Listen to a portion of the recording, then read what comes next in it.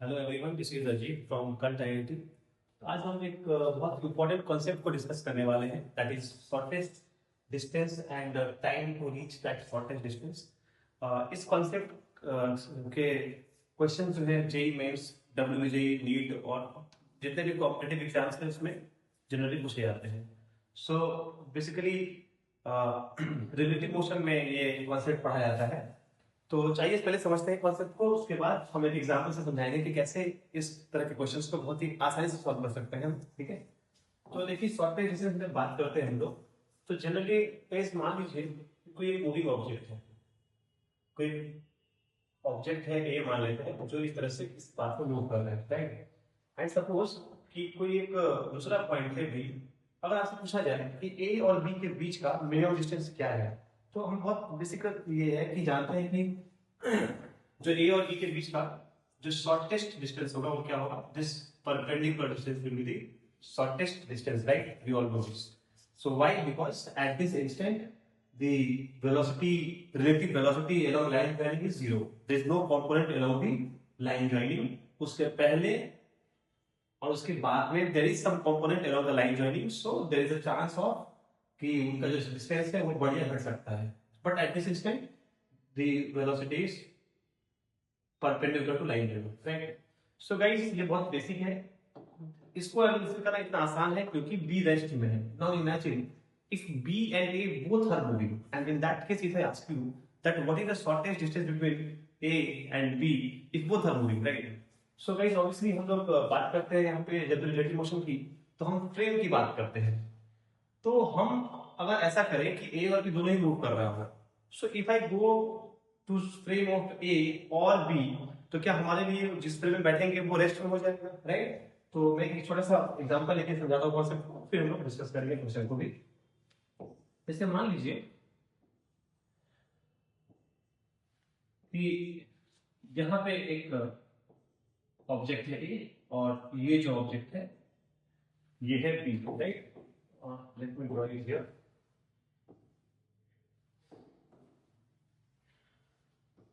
सो guys देखिए ये रहा ए और ये रहा बी। मान लेते हैं कि इनके बीच का जो डिस्टेंस है इनिशियली वो फिलहाल आर है, it is given in the problem suppose. So इनके बीच का जो डिस्टेंस है वो हम जानते हैं आर है, ठीक है। और मान लीजिए जो ए है ना, इसका जो वेलोसिटी है वो सपोज ईस्ट की तरफ है। maybe you can assume that it is a u, you can say। तो this is velocity of a, okay। and जो b है इसका भी वेलोसिटी कुछ मान लेते हैं, let's say this vb is suppose मैं इसको बोल देता हूँ u नॉट, ठीक है, ऐसा मान लेता हूँ। तो और ये जो फिलहाल जो ये एंगल है इसके साथ मान लेते हैं ये थीटा है, okay guys. So guys you can see दोनों ही मूव कर रहे हैं, तो इसका एनालिसिस इतना आसान तो नहीं होगा, राइट, क्योंकि दोनों ही मूव कर रहे हैं। हाँ ये आसान तब होता है जब हम क्या करते हैं, अगर ए रेस्ट में होता है या बी रेस्ट में होता तो दूसरे को एनालाइज करना, उसके बीच के डिस्टेंस को एनालाइज करना हमारे लिए आसान होता है, जैसे कि हमने इसमें बात करी। अब देखो हम अगर ऐसा करें कि अगर बी के फ्रेम में चले जाए या ए के फ्रेम में चले जाए, तो क्या हमारे लिए वो जो जिसके फ्रेम में जाएंगे क्या वो बेसिकली रेस्ट में आ जाएगा, तो दूसरे का एनालिसिस हम लोग बिल्कुल उसी प्रकार से कर पाएंगे। सो अगर मैं देखूं क्योंकि एक अच्छा पोजीशन है तो मैं एक एक फ्रेम में जाता हूँ, चाहे तो आप बी के फ्रेम में भी जा सकते हैं। तो velocity of B with respect to A की अगर बात की जाए तो क्या आ जाएगा, velocity of B minus velocity of A, है ना। अच्छा वेलोसिटी ऑफ बी क्या है जरा देखिए एक बार। So guys velocity of B की अगर बात करें, so this is u cos theta, और ये क्या है, sorry u not cos theta, and this is u not sin theta. तो vp is nothing but minus u not sin theta I cap, and then it is I could write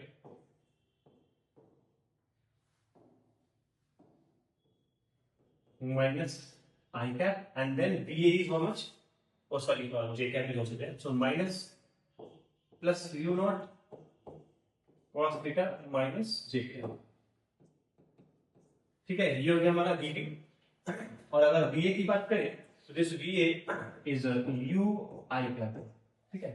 तो guys यहाँ पर देख सकते हैं कि जो आई cap में आ जाएगा that is you not sine theta plus you minus I cap and this is you not cos theta minus j cap. So guys जो रिजल्ट आएगा that is very important because आपको इतना कुछ करना नहीं पड़ेगा फिर कभी कुछ पूछा जाएगा तो, और वो रिजल्ट की हेल्प से आप बहुत ही आसानी से कम समय में सॉल्व कर सकते हो। तो लेट्स सी, अब देखो तो क्योंकि मैं बी के फ्रेम में निकाल चुका हूं इसका जो वेलोसिटी आएगा, तो let's draw it again, right. But अब जो ड्रॉ करूंगा मैं वो बी ए के फ्रेम में ड्रॉ करूंगा, ठीक है। सपोज यहाँ पे ए था और मैं यहाँ पे इसी के फ्रेम में वेक्टर लिख रहा हूँ, ठीक है। Is that okay? अच्छा, जो बी है, अब ए को क्या दिख रहा है, बताइए। क्या ए का मोशन, बी का मोशन ए को ये इसके अकॉर्डिंग दिख रहा होगा, माइनस आई ये वाला और minus J.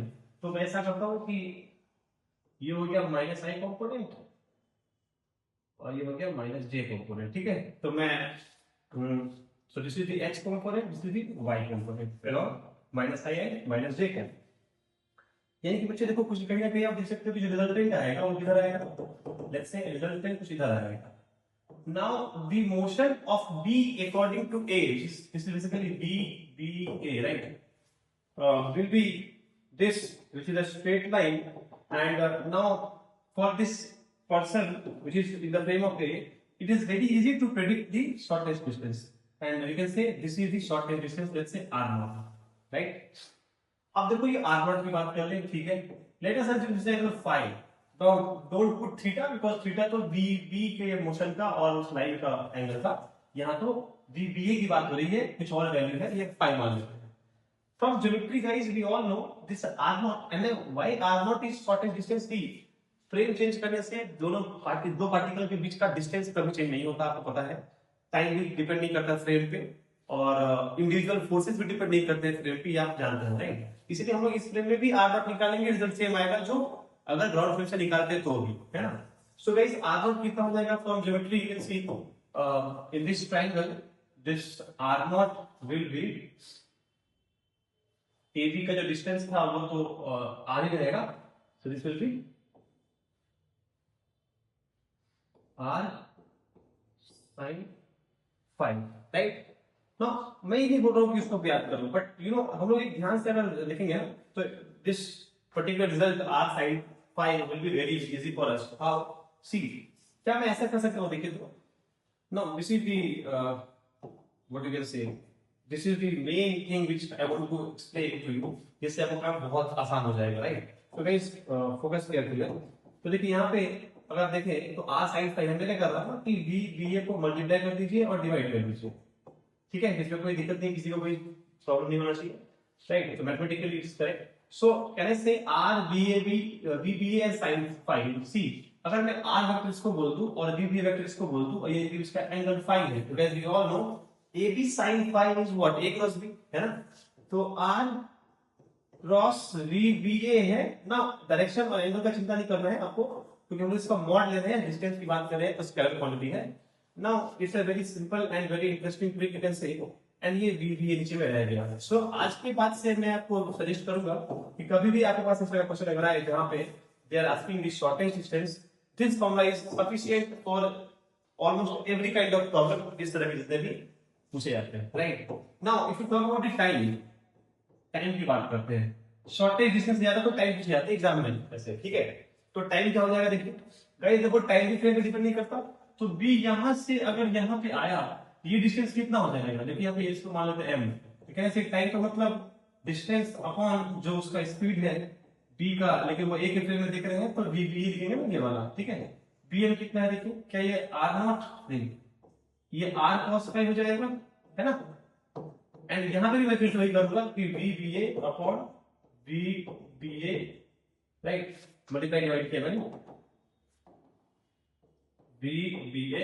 So guys the time we will get will be r dot vba, तो इसका मॉड ले लेते हैं हम लोग, डिवाइड बाय vba का स्क्वायर, राइट। नाउ मजे की बात ये है कि यू शुड नॉट वरी कि r वेक्टर इसको मानना है, उसको मानना है, v वेक्टर इसको मानना है, vba। भाई आप r वेक्टर ये डिस्टेंस देख लो, ये देख लो, इसका एंगल phi है, आप इन दोनों को वेक्टर मान लेना, क्योंकि हम लोग मॉड ले रहे हैं, तो it will not affect at all, right. तो ये दोनों फॉर्मूला से हमारा काम बन जाएगा। मैं आपको दिखाता हूँ जेईई मेंस में एक क्वेश्चन पूछा गया था, उसे अगर नॉर्मल तरीके से किया जाए, जो बेसिक तरीका है करने का, जो हम लोग एक्चुअली यहाँ तक फॉलो कर रहे थे सारा कुछ करके, इट इज वेरी डिफिकल्ट।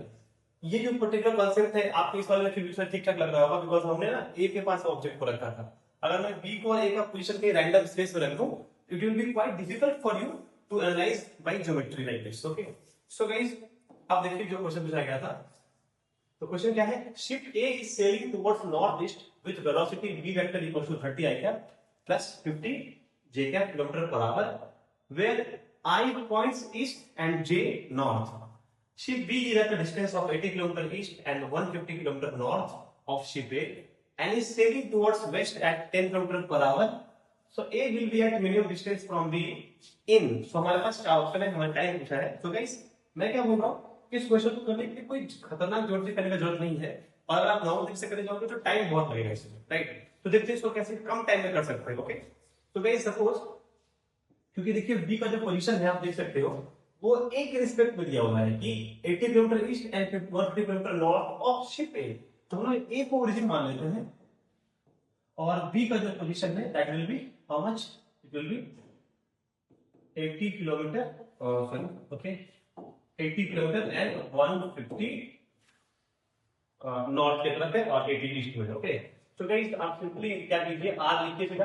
तो आर वेक्टर क्या हो जाएगा, हम जानते हैं ये ओरिजिन पे है, एक्स पॉइंट पे है, तो this will B 80i plus 150j, ठीक है।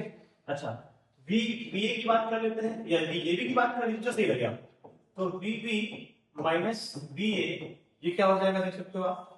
So this vba will be, what is vb?